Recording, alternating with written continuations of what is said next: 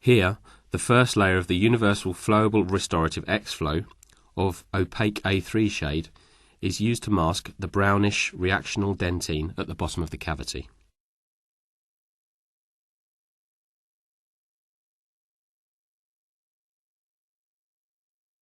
This first application is properly inserted thanks to the thin cannula at the cervical level and is light cured.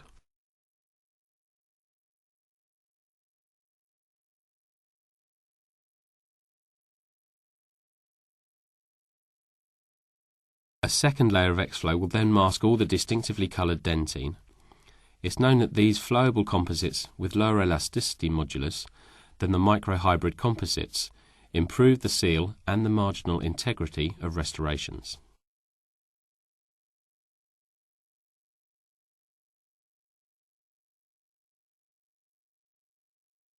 Here is the M5 shade of Ceramix Mono Nano-Ceramic Restorative. With a single compule, we will be able to proceed to the whole restoration reconstruction. Moreover, we will obtain quite an acceptable aesthetical integration into the oral surrounding. Initially, Ceramix Mono is placed in the distal proximal zone, with a small extension already at the level of the distolingual cusp, which is missing.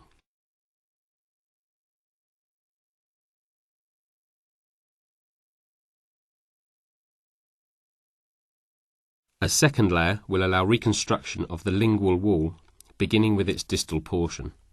It also helps create the first outlines of the occlusal surface.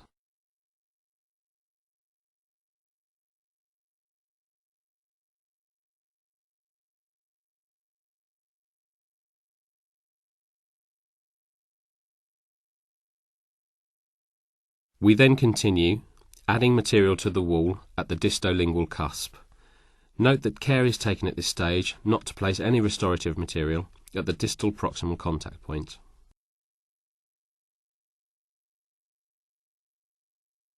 In fact, sufficient resistance needs to be obtained within the composite wall so that a separation system can subsequently be put in place, thus allowing a strong and solid contact point to be established.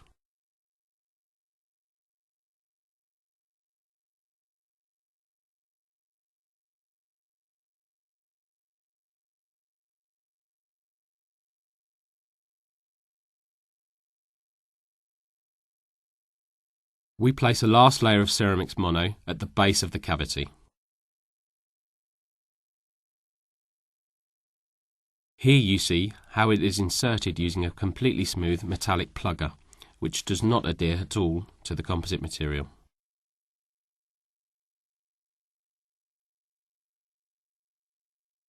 We then position the separation system, which consists of the paludent matrices and a bitene separation ring. The distal position interferes with the ring, and we must then place it in the opposite direction. In these conditions, we can obtain sufficient wall resistance to create a good separation.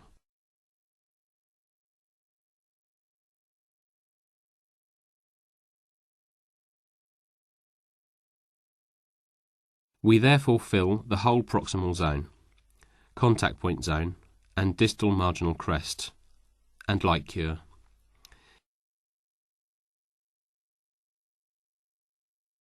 This view shows the whole of the distal marginal crest, which is slightly higher than the neighbouring tooth, in order to allow later corrections to be made.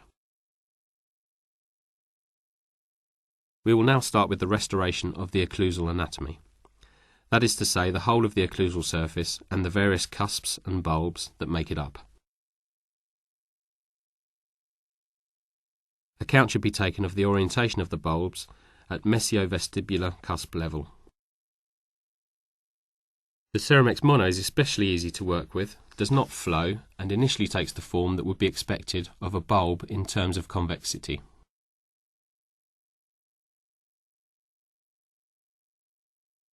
The fissures are at the meeting point of the various masses of composite that make up the bulbs. They are not drawn as such, as this gives a much more natural anatomical configuration. This picture already shows the good aesthetic integration of our Ceramix Mono restoration.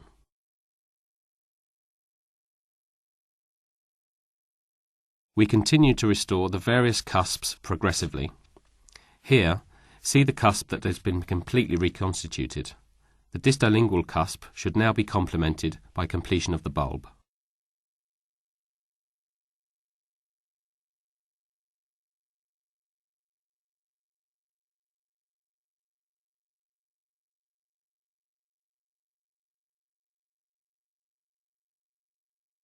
It remains to improve the outside contour of the tooth.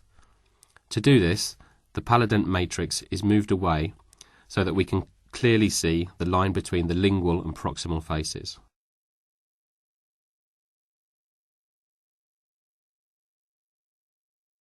Small additional layers are placed in order to achieve this type of finish.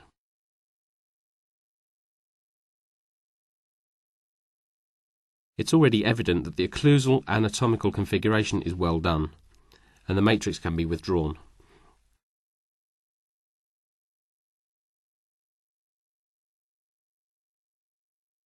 At this stage, we see that the matrix is quite difficult to remove because of the quality of the contact point. It must be withdrawn carefully, and slight bleeding occurs because of its subgingival location. After a rinse, finishing can begin. Finishing starts with a red ring diamond burr mounted on a red ring contraangled handpiece in order to improve adaptation at peripheral level. We always start with outlining the volumes of the occlusal surface and of the various cusps.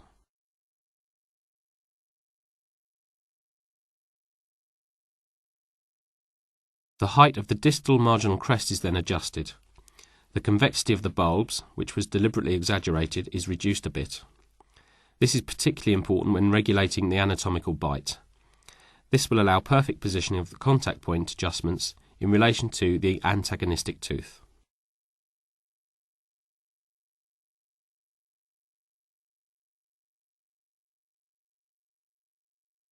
We proceed little by little in small steps. Judicious use of the spray helps distinguish the composite from the natural tooth tissues, so that we preserve the tissues of the natural tooth. A few excess amounts still need to be removed, especially at proximal level, and the curettes used in periodontal treatment can also be used to remove these amounts.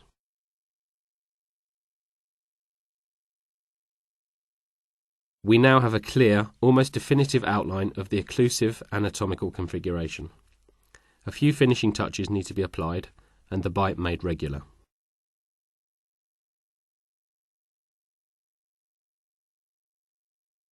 This bite is positioned at the bulbs, which have been deliberately exaggerated. At this stage, a very precise adjustment of the contact points to the antagonistic tooth can be obtained. Polishing of the restoration surface at this stage is done with an enhance point. Shining is carried out using again the enhanced system with the enhanced cup and the Prismagloss polishing pastes.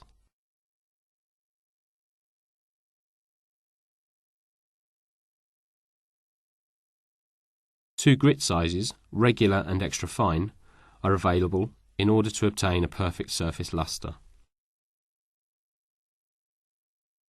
Intensive rinsing removes all the remaining polishing paste, and we see now the good anatomical integration of our restoration. The difference in shade between the tooth and the restoration that you can see at this stage is merely due to the dehydration of the dental tissue.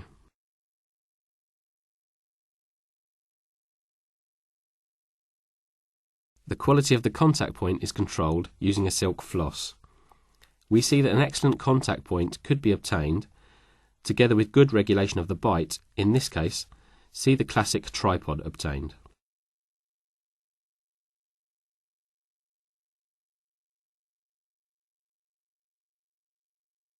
The post-operative X-ray plate reveals the good adaptation of the restoration at cervical level and the good radio opacity of the restorative material. A few weeks later, the good aesthetic and functional integration of this Ceramix Mono restoration, which it must be remembered was applied with a single shade, can be assessed. It yields to complete satisfactory results.